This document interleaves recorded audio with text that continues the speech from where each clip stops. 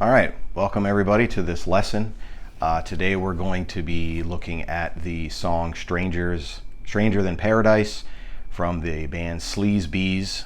This album is titled Screwed, Blued, and Tattooed. It came out in 1990, and they had a video for it on MTV, I remember. These guys don't really get talked about a lot today. They're one of those kind of late blooming obscure metal bands from the very late 80s, early 90s, and then their second album, or I'm sorry, their third album, I believe, came out in 92 or 93. And of course, if you were around back then, you know what happened to all the metal bands pretty much the end of 91, beginning of 92. They all just kind of faded away. So this song is pretty cool. I didn't really see any walkthrough tutorials. I think I saw a couple covers. There's really not a whole lot of information about it online as far as tabs and things, so I'm going to do my best here. There are two guitar parts. There's two guitars playing in this song, so I'm going to try to combine the lead and rhythm. This is mostly the rhythm lesson, but I'm going to throw a few leads in there, lead parts rather, just so you can kind of get the best of both worlds if you want to play along with the song. Speaking of playing along with the song, this song is in standard tuning. This guitar is in standard tuning. So again, as I've mentioned in some of my other videos, I play along with the iTunes versions of songs. So if you tune your guitar to standard, this should match up perfectly. So what we'll do here is, and again, it's a very basic song. There's really not a whole lot of complicated parts. This is just the rhythm lesson. But there will be another video, kind of a part 2-ish, where I'm not going to show you how to play the solo, but I'm going to show you how to, if you're just learning how to solo or you're just learning scales, there's a really good way to kind of start using those scales in songs that you don't know the solo to, or even if you do, to kind of improvise and to help, instead of just sitting there practicing your scales where, sounds like a scale, you can play along with a song and it'll sound really cool. But that's going to be another video. And I do want to apologize if there's any issues with the sound. As I mentioned before, I do these videos in my garage. I live in the southwest part of the US, and it's the morning time. It's 9:15 in the morning here, and the temperature in my garage is about 93 degrees. I do have a swamp cooler over here, but unfortunately when I'm recording, it just sounds, it doesn't sound good. I don't have the best audio equipment anyway, so if I'm a little flustered, that's why, because it's kind of hot in here. So the gear that I'm using is, obviously you can see my Charvel Super Strat guitar here. I'm using my Line 6 Helix with a tone that I created for the clean and for the distortion sounds. That's running through, right now I actually have the Helix set up into a Simmons drum amp. It was my buddy's amp that he left over here. My PA speaker that I usually use is kind of buried over there, so I need to get it out, but it doesn't sound bad. I've gotten a couple of comments on the tone that it sounds pretty good, so I'm just going to leave it as it is. I do have a PV passive monitor speaker right in front of me to kind of help direct the sound to the microphone right here. So that's what we're working with here. I'm trying my best. Hopefully I'll get some more audio equipment at some point, but right now I'm just kind of using my phone and hoping for the best. So we'll go ahead and zoom in and get started here. Okay, so this song starts off with, if you listen to the recording, now I can't really play the recording much on here due to copyright, but if you listen to the recording, if you pull it up on iTunes or any platform, it has that really cool little bass intro. I know a lot of guitar players like to steal that intro. but it is actually a bass guitar. So when he does, right after the first little bass riff that he plays, it comes in like this.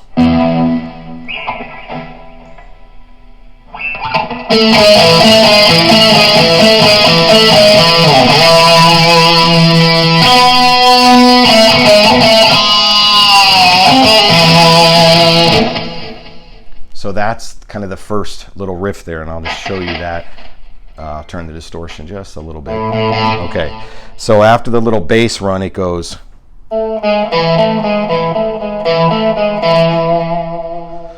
So what that is on the D string, you're going to go 7, 6, and then up to 7 on the A.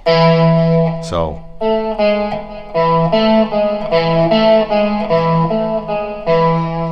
Now I usually bar my ring finger when I'm doing that. Sometimes I'll use my first and second finger. You can do it that way. But I don't know, it just depends. So again, you're going 7, 6, 7, and then your finger's already on the 7th fret. So if you just lean it down, your ring finger, push it down.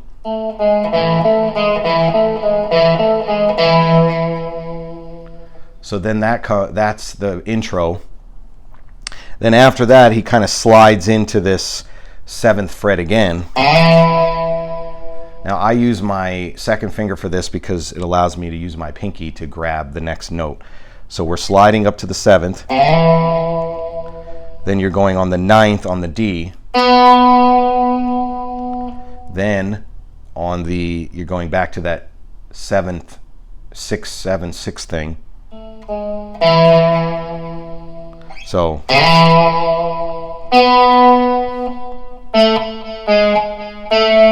Now at this part, this is when he uses a whammy. You can hear, if you don't have a whammy, I mean, you don't have to do it. But I'll just kind of play it for you so you see what I'm talking about.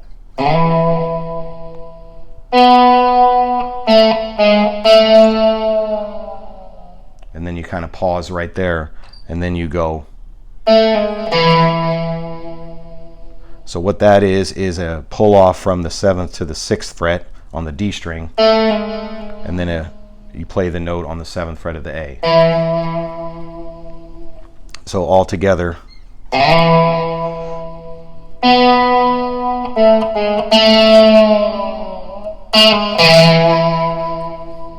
Now obviously it sounds cooler with a lot of distortion. Then after that, so that's the one part. Now the lead part, he comes all the way up here to the 17th fret. Let me just get a little more volume. He slides up,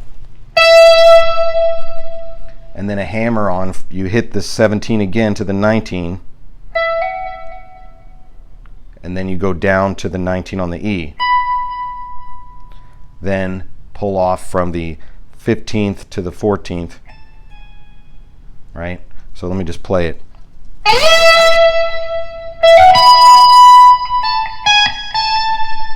So you do that hammer on, the pull off from the 15 to the 14 back to the 15. So all together.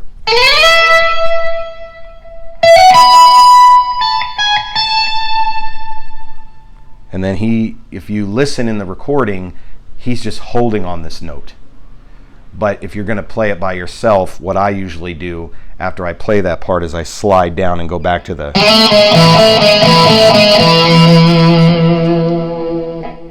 So that would sound something like this.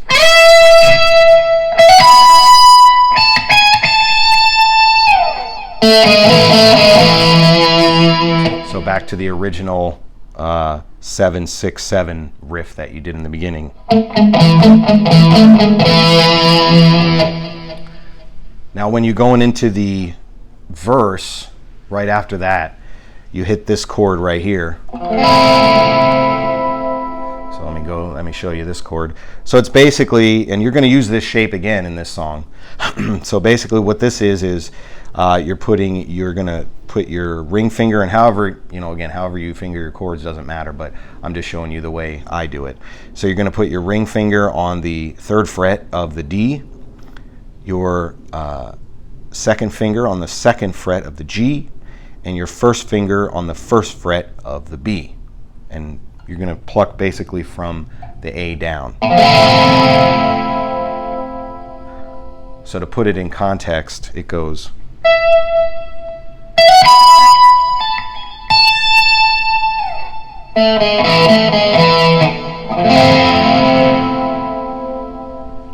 So that's that part.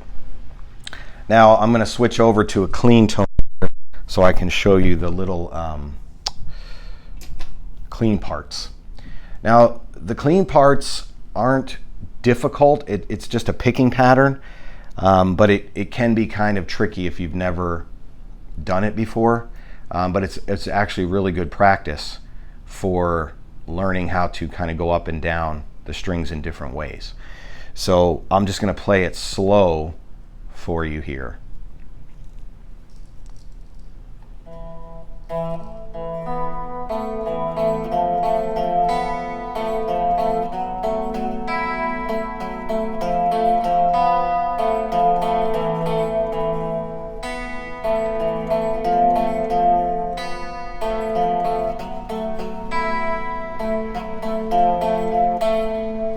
And then, so that's how it goes. So basically what you're doing, the way I play it, it just allows my fingers to be more maneuverable, is I'm taking my 1st finger and I'm putting it on the 2nd fret of the the D.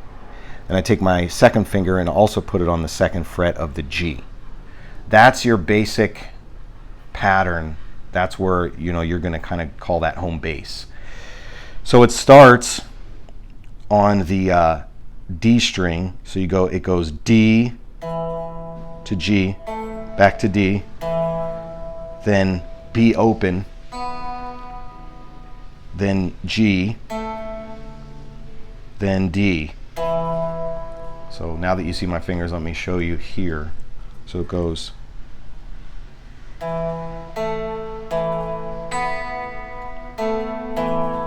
That's the first part.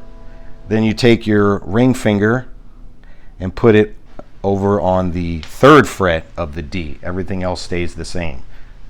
But you have to add this in there. So when you go, the first part, when it goes, you go back to the G, then put your 3rd finger down on the D, then back to this G again. Then your pinky goes on the 4th fret of the D string. And instead of hitting the B string this time, you hit the high E. Then back to the G. And then you kind of walk it down. So to put it in context,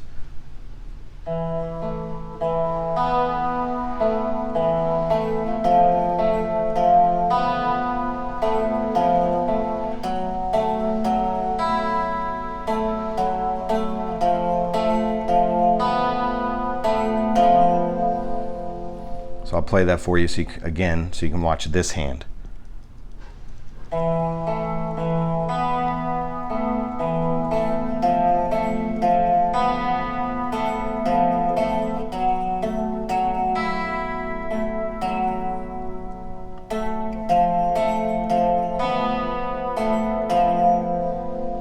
See how these 2 fingers really don't move the whole time. You're basically just, the only changes you're making on this hand are you're just kind of adding that and then taking it off. You're walking it up and then walking it down. So I'll play it one more time because this is the part that really confused me the most, just because of the picking pattern.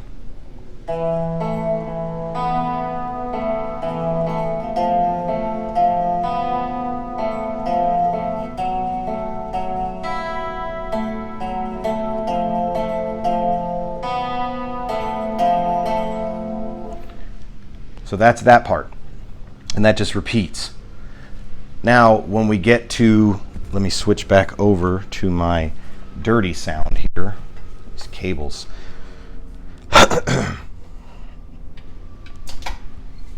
So when we get to this dirty part here, I believe the picking part is twice. Then you're going to move over to this riff here.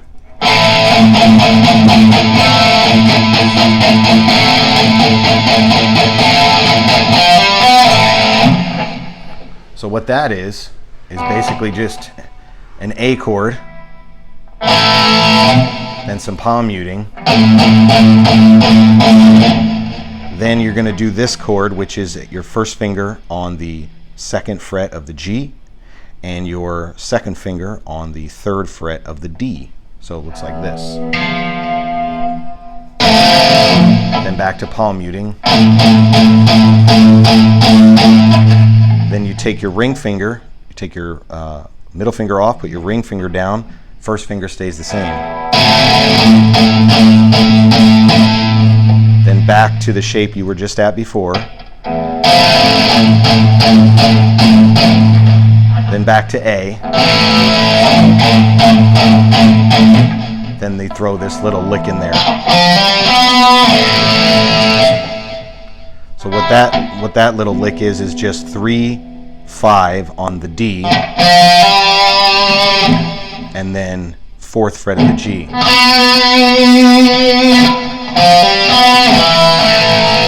Then you go back to the A, so it sounds like this.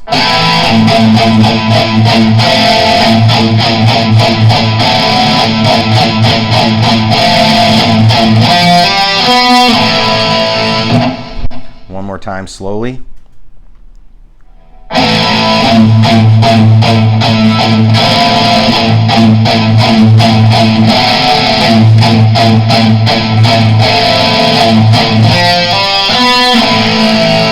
And that whole section repeats again, but on the last part, you don't.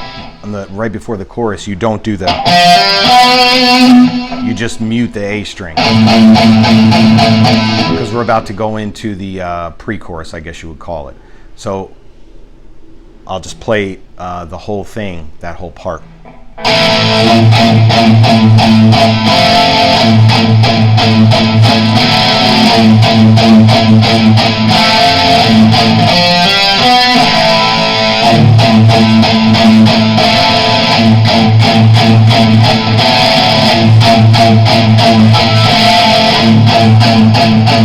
Now after that, the chord for the pre-chorus is just a G chord. And you just hit it once. So let me play the whole thing in context because we're about to go into the chorus. So it goes.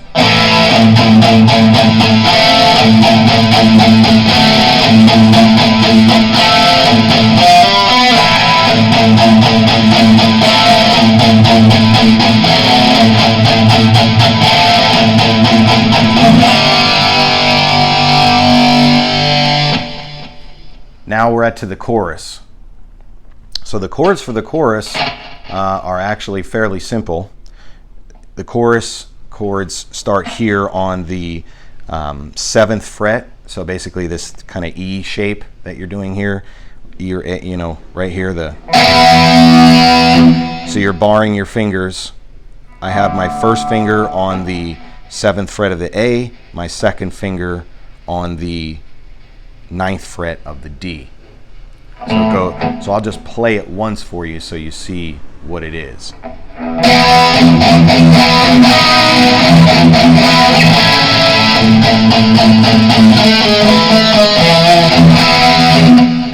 So basically all you're going to do when you do the chorus, and you're going to be palm muting most of this time, so you hit the chord, this E power chord, then you mute the top string,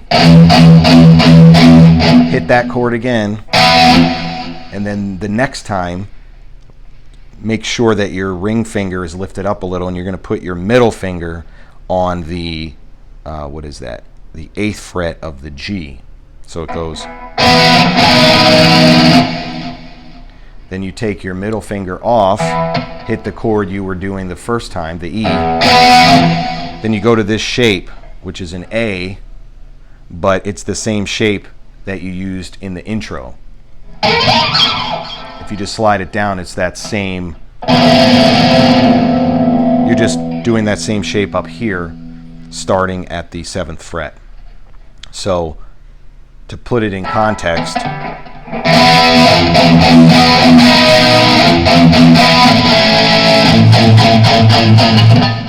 so that's how you do that part. Basically, the ring finger goes on the 7th fret of the D. The middle finger goes on the 6th fret of the G, and your first finger goes down on the 5th fret of the B. And then you just play that chord. Then after that, you go back to the original. Then you do the whole thing over again.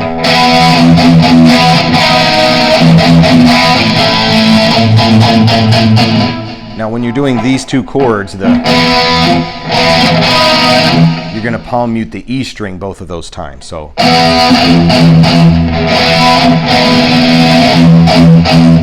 now when you switch over to the A, you're going to palm mute the A string. So again, let me play it in context.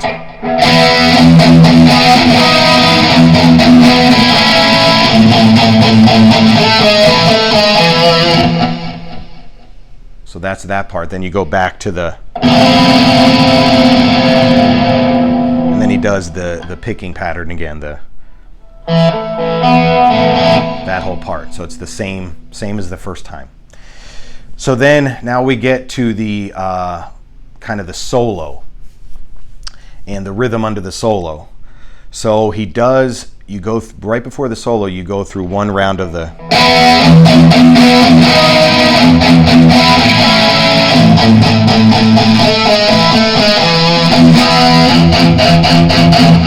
now right there, right before the solo, he goes,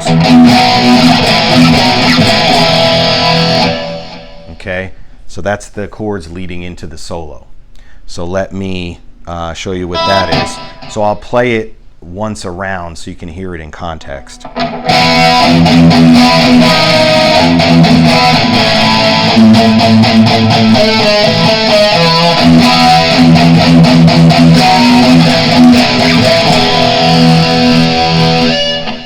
So what that is you start on the 7th fret. You're basically doing a B power chord here.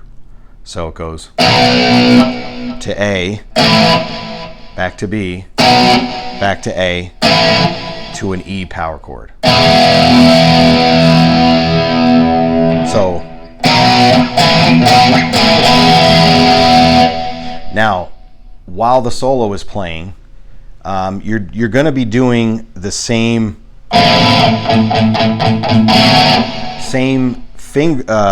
pattern, but just one set of strings up. Now you do come back to this the second time the solo starts. So that acoustic part, when the acoustic part starts playing, because you go right into it from the pre-chorus. So let me just play it so you know what I mean. I'm going to do it from the chords that lead into the solo.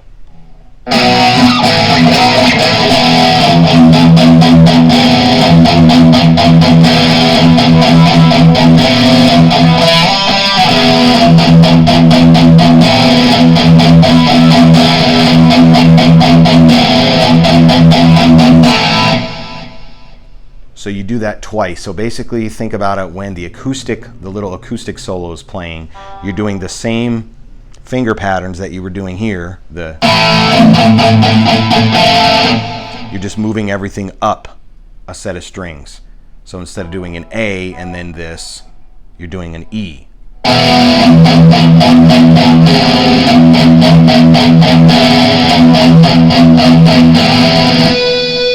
I'll tell you what it is again, just in case you don't remember. So the E, you should know what an E power chord is. Then you go from the A. You put your first finger on the 2nd fret of the D, and then your 3rd finger on the 3rd fret of the A.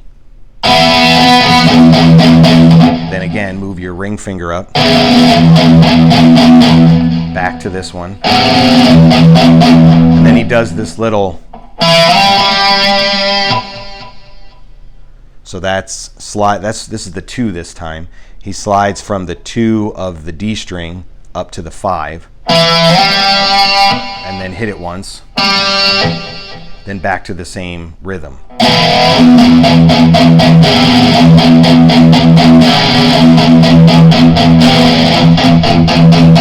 Now when the electric solo comes in, you go back to the original pre-chorus riff that we did before. It's the same exact thing. It's the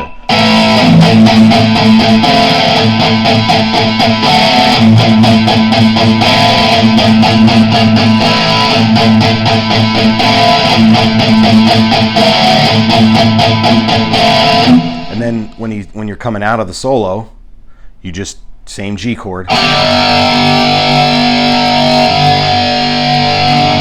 then back to the chorus.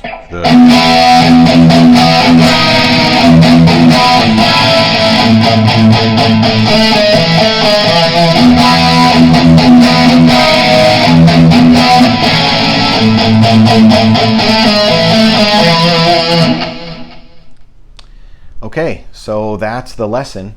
Again, not too difficult of a song to play. Really fun song. Again, I really enjoy that song. Playing it is always fun too. These guys, you know, they just kind of got, unfortunately, wrong place, wrong time in music. When they first came out, they were popular, but they didn't last too long because of the whole grunge thing. So, as always, I definitely appreciate your time for watching this. If you have any questions, please feel free to leave them in the comments below. And, you know, I'm a small channel here. If you could subscribe, I really would appreciate it. Thanks again.